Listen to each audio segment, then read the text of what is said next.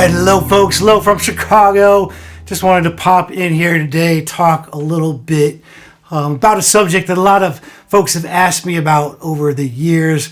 The difference and similarities between, regular wood acoustic guitars and resonator guitars. So I thought I'd come on here, play a little bit for you on both instruments, and actually I set up something I haven't never tried before, and it seems to be working so far. But I've got this ribbon microphone here. I'm just using actually one channel out of two stereo channels, and then also have a condenser mic up above me. So if you listen to this with headphones or earbuds or something like that, you should be able to hear then the characteristics of the instruments is what I wanted to get across. So this is a Gibson. This is a Gibson Advanced Jumbo.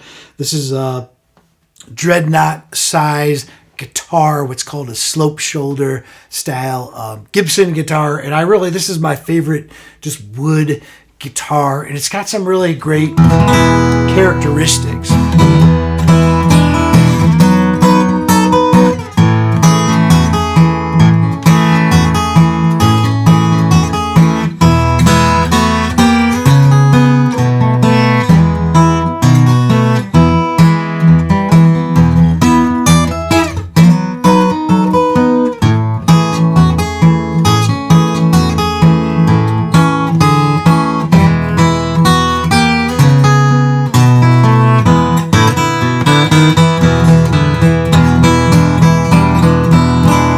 So that's what this guitar sounds like. And yeah, it's got a lot of, the notes have a certain sweetness to them.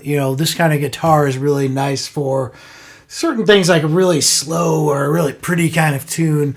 A lot of times I would prefer this instrument. It's got a lot of nice separation between the bass and mid ranges and high ranges.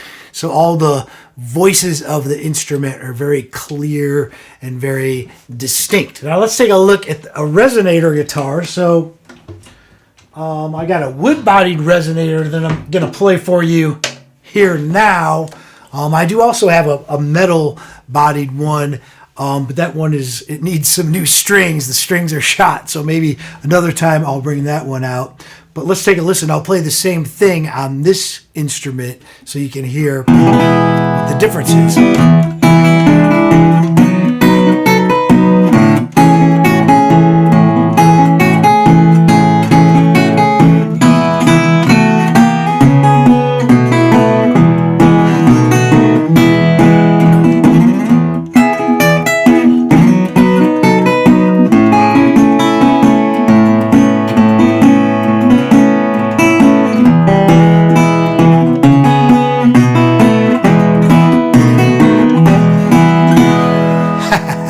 All right, so right away you probably noticed one of the big differences is this is louder than the wood guitar without a resonator. Yeah, that can be good. Louder is not always better, but really, it's an advantage. I like playing a resonator instrument when if I'm out playing, say outside playing a party or something with no amplification. A resonator instrument is nice because it has a little more projection, a little more volume.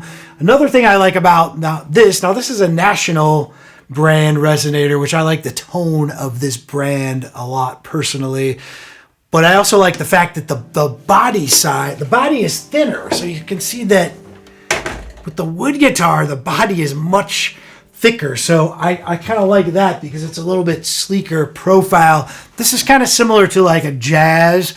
A lot of the early jazz guitars, even electric jazz guitars, would have a body, about this thickness. But it's a little bit easier on your arm. Your arm isn't getting pushed out as much. The other thing that this guitar has more of, I would say, is sort of sustain. It has a certain, if I hit a note, it'll ring out for longer, And this is a single cone resonator, so it's got this part in it here. The resonator itself is kind of like a speaker. It's like an acoustic speaker, so it just amplifies the instrument It comes in handy if you have to play in a noisy environment or something. That's why a lot of the blues guys liked them. It's got a certain bark to it if you dig into it.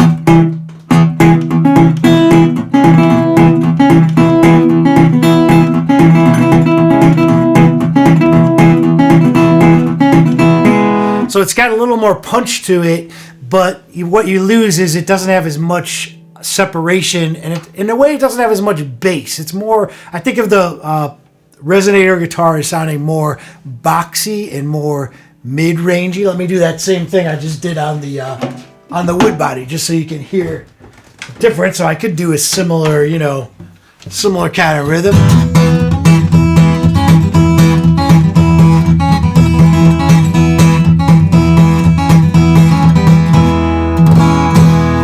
You know, you still got punch to it, but it's not quite as loud, and it's a little bit more balanced sounding. Now, a lot of people ask me about the Resonator because of the slide. So, is, you know, a Resonator a better instrument for slide? Is kind of maybe a question a lot of people might have. Some of the advantages of the slide is, once again, because the notes ring a little bit longer and they're a little bit louder. You get that sustain. So that sustain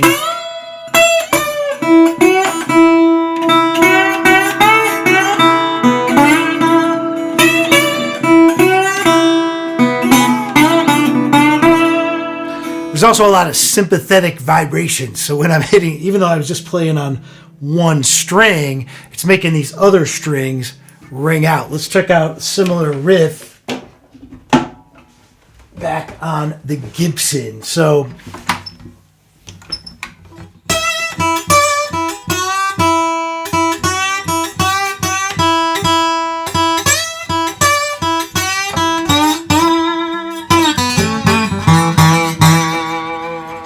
yeah, the wood body has a certain sound with the slide that can be pretty cool too. A lot of my favorite recordings of slide, like a lot of the Robert Johnson stuff and Blind Willie Johnson, who's really awesome, amazing cat. They were, I believe, as far as I could tell by what I was hearing, those guys were playing on a guitar similar to this, some kind of just wood-bodied steel string guitar. But you can really get some cool, you know, effects and sound and just mileage. You don't have to work as hard. You know, if I'm playing this guitar or a Resonator guitar, I can play very light. I mean, there I'm just like barely playing.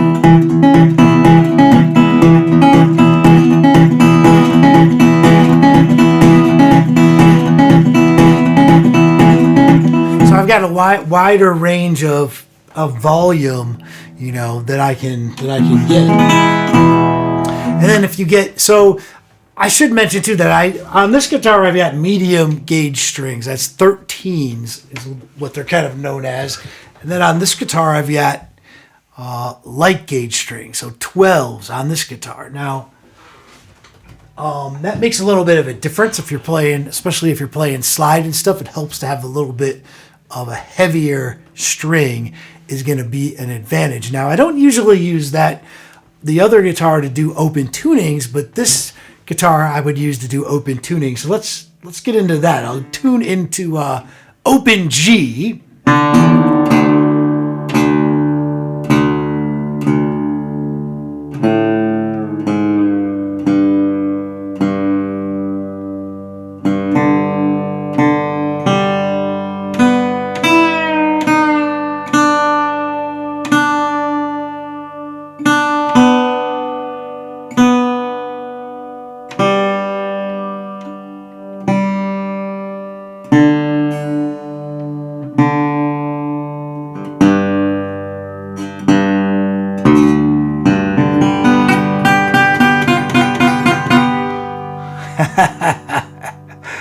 All right, thanks for popping into the chat, folks. All right, Ken, cool, man, cool.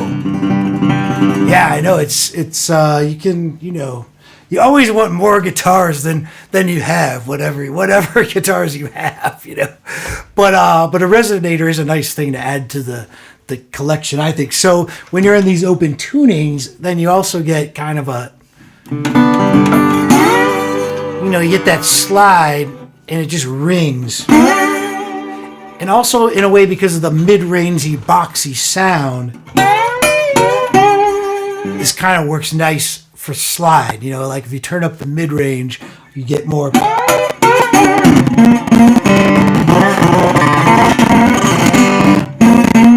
That's where a lot of the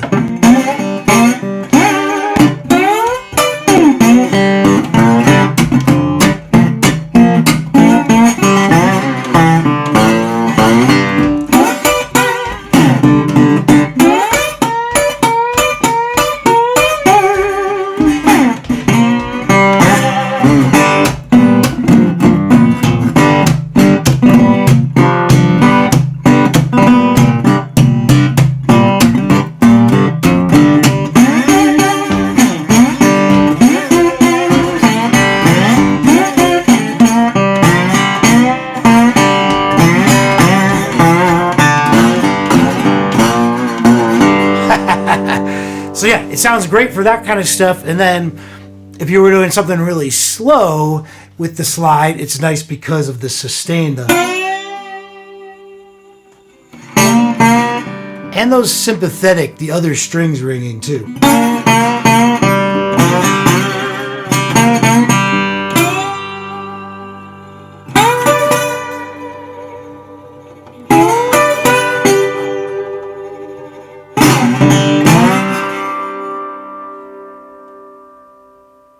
Or how long that's lasting.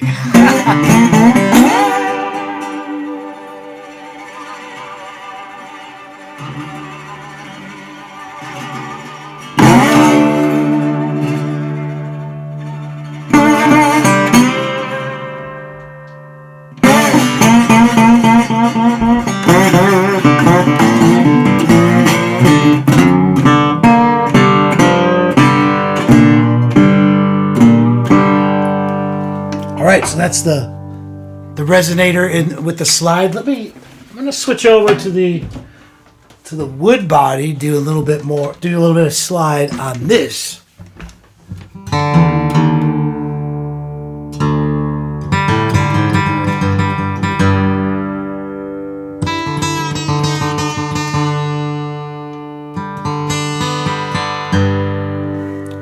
So like I said, these strings are a little lighter. These are 12s.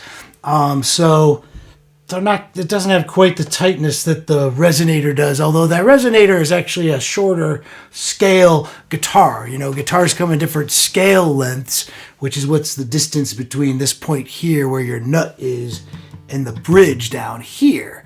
You know, and this one is actually a little, this is about a 1/2 inch longer than this guitar is. So it's got a different scale length, and I like these strings on it, but I don't usually do what I'm doing right now, tuning it down into G. So it'll be a little looser, maybe than I would want for it to play slide usually, but let's try it.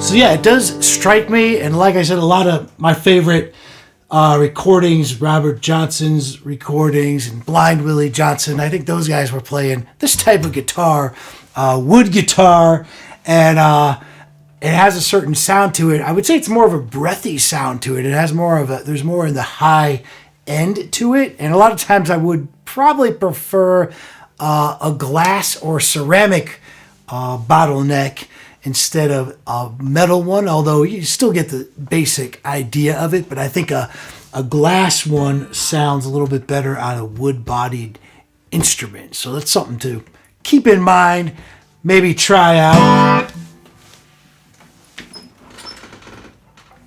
But yeah, if I had to just pick one instrument, I would pick the Resonator instrument because I feel like it's more versatile and I could play it in an acoustic situation. Probably my main pick would be for this one here, this metal bodied one. Some other time I'll play this one for you, but it needs some new strings right now. So maybe I'll go back and play a little bit on the some more on this one. Let's see.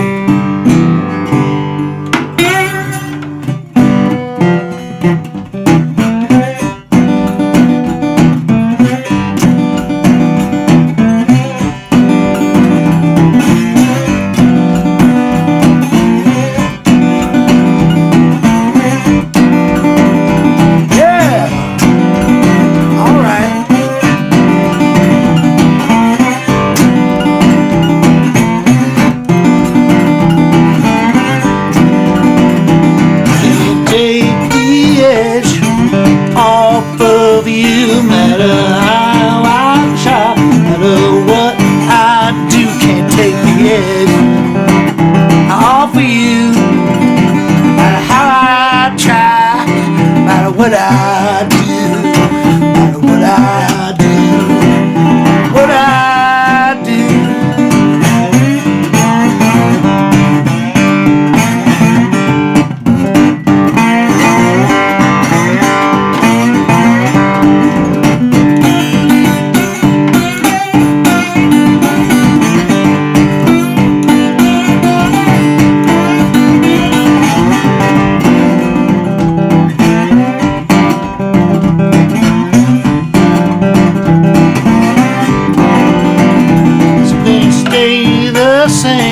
Don't ever change, like a tree in the forest, like a stone in the rain. Some things don't ever change, like a tree in the forest, like a stone in the rain. Some things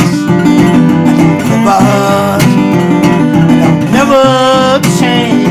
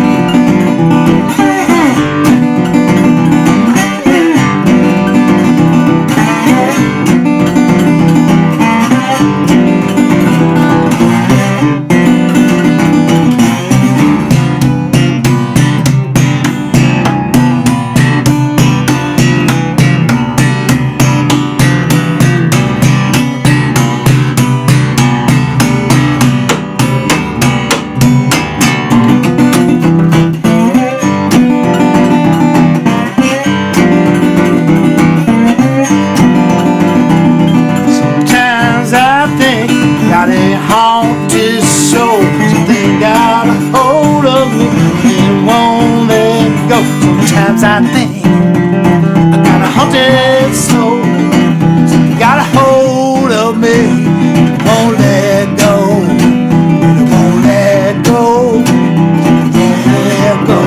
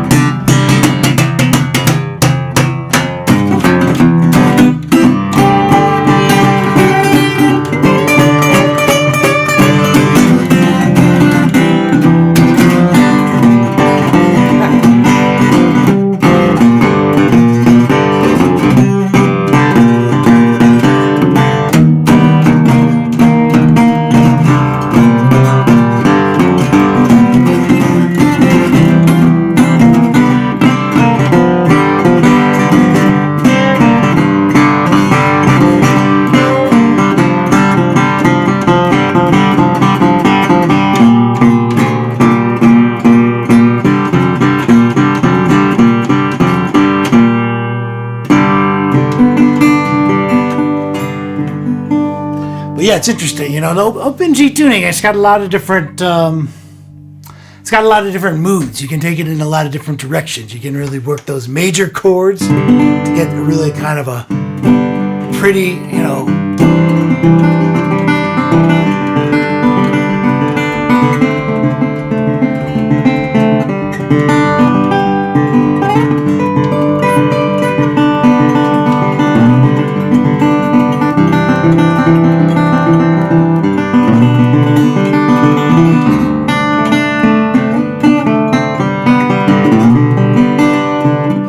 This tuning comes from parlor guitar, which goes way back into the 1800s, and that was a style of music. It was kind of a somewhat related to classical guitar. It was supposed to be a little bit easier, but it still wasn't easy. But they used open G tuning to do a lot of these tunes that would have more of that pretty major sound, you know, like what I was doing there.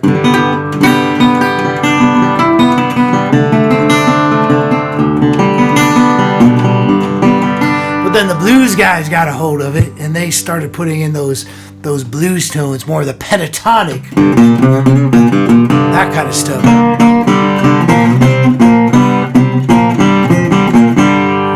Your minor pentatonic and those kind of power chords and octaves and, you know, things that are really connected to, you know, rock music and stuff. That's where it all comes from, especially from that Mississippi, you know, blues stuff. But